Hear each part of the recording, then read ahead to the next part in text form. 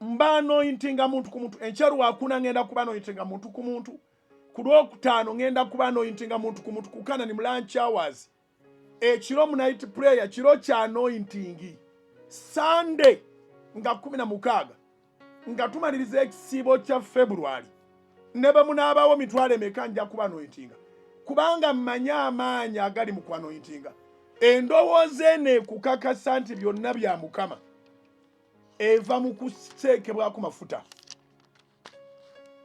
Samwiri ekisooka essula 16. 1 Samuel chapter 16. Ekimu ku byaleetera Dawudi okulowooza nga bw'alowooza, okumanya by'amanyi omwoyo wa Mukama yakka ku bulamu bwe. Samwiri ekisooka essula 16. Mukama n'agamba Samwiri lwe lunyiro lusooka nti olituusaawa okunakuwalira Sawulo, nze nga mmaze okumugaana okuba kabaka wa Isirayiri. Jjuza ejjembe lyo amafuta ogende n'akutuma eri Yese Omubeserekemu, kubanga neerabidde kabaka mu batabani be. 1 Samuel chapter 16 verse 1.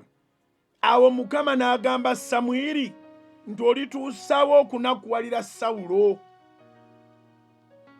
nze nga mmaze okumugaana okuba kabaka wa Isirayiri. Jjuza ejjembe lyo amafuta ogende n'akutuma eri Yese Omubeserekemu, kubanga neerabidde kabaka mu batabani be.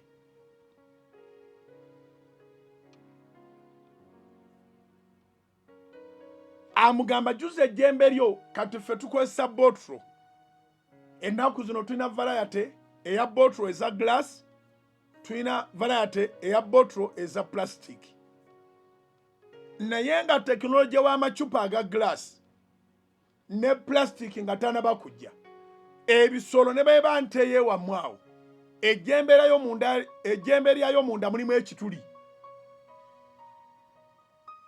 era amayembe galongoosebwa, ebirimu byonna ne bijjibwamu, abantu ne balikaza bulungi ne litereka.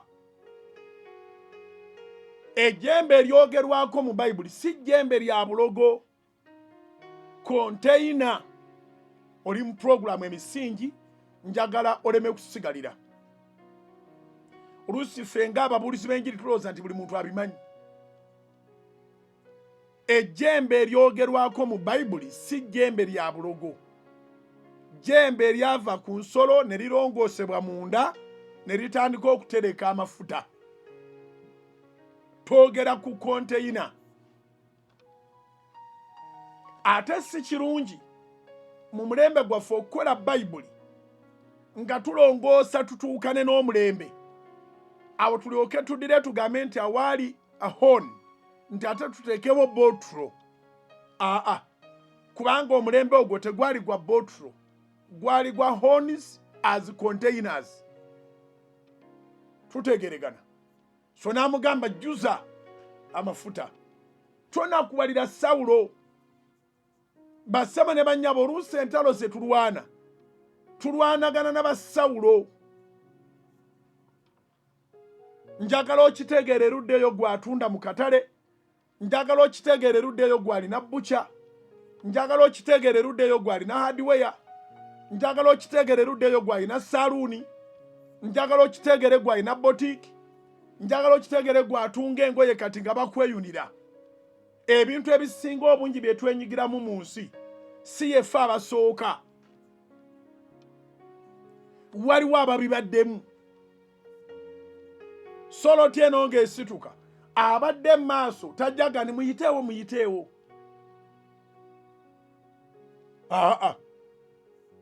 Ajja kukuba ne mu mpapula z'amawulire ng'akuvoola.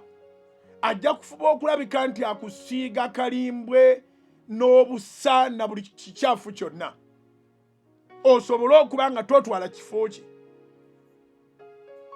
Era olutalo lwali lw'amaanyi nnyo wakati wa Sawulo ne Dawudi nga Sawulo anoonya okusaanyaawo Dawudi naye nga Dawudi yafukibwako amafuta gamukuuma aliko omukono gwa Katonda.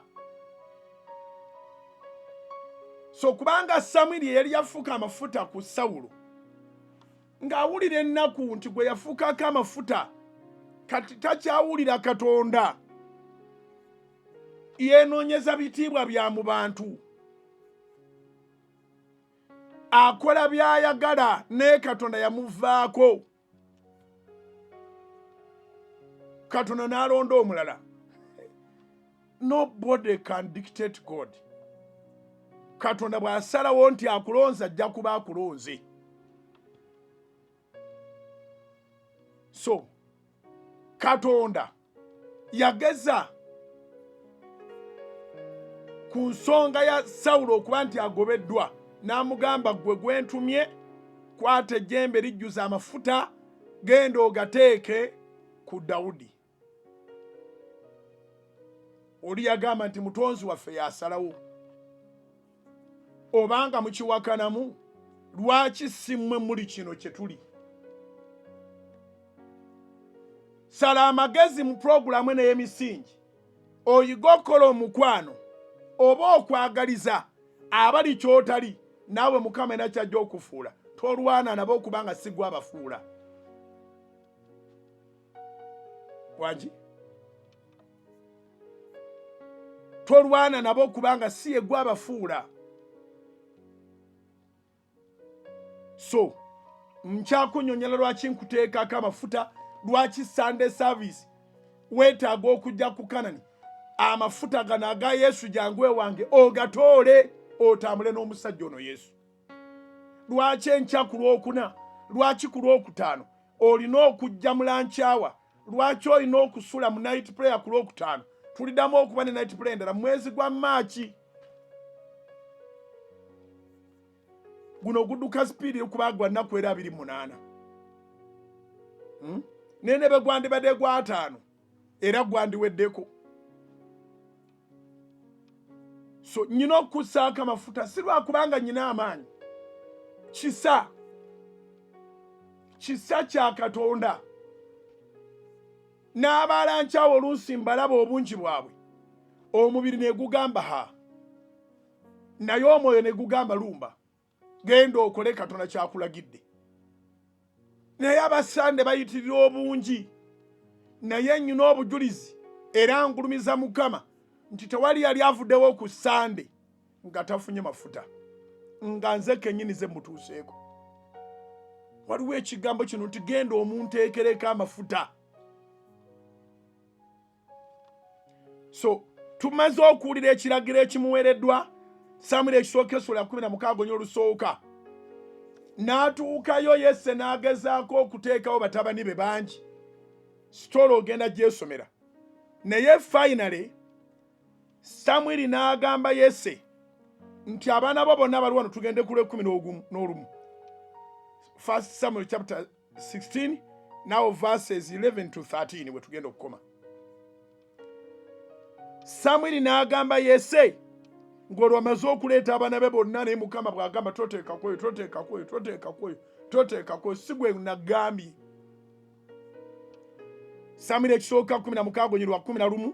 Samwiri n'agamba Yese nti abaana bo bonna bali wano? Question. N'ayogera nti ekyasigaddeyo omuto era laba alunda ndiga. Samwiri n'agamba Yese nti tuma bamukime, kubanga tetuutuule okutuusa lwanajja eno. 12. Samwiri ekisooka 16 12. N'atuma n'amuyingiza, era ali mumyufu n'amaaso ge nga malungi era eyeegombebwa okutunulirwa. Mukama n'ayogera nti golokoka omufukeko amafuta, kubanga yeewuuyo. Olunyiriro 13. Awo Samwiri n'alyoka addira ejjembe ery'amafuta. You remember that I told you that this horn is a container. All horns have holes inside. When you clean them, when you prepare them, they can do a good work of preserving and being a container. Awo Samwiri n'alyoka addira ejjembe ery'amafuta n'amufukako amafuta wakati mu baganda be. Ekyantuteeyo kye kino kyentuukako kati. Omwoyo gwa Mukama ne gujja ku Dawudi n'amaanyi ebyebi obyetaaga kubanga eno ensi yakulwana. Weetaaga omwoyo wa Mukama, weetaaga amaanyi. Yensonga lwaki olina okwateninga services zino tukwanointinge. Omwoyo wa Mukama najja ku Dawudi n'amaanyi okuva ku lunaku olwo okweyongerayo. Awo Samwiri n'alyoka n'agolokoka n'agenda e Rama wenkomye. Kati Dawudi kubanga aliko omwoyo wa Mukama amanyi ebyama. Zabbuli 24 olunyiri olusooka, Zabbuli ya Dawudi, kyava Dawudi atugamba bw'ati nti ensi ya Mukama n'okujjula kwayo, ensi zonna n'abo abazituulamu. Ensonga lwaki natandise n'obujulizi nti mu sizoni ya Yesu jangu ewange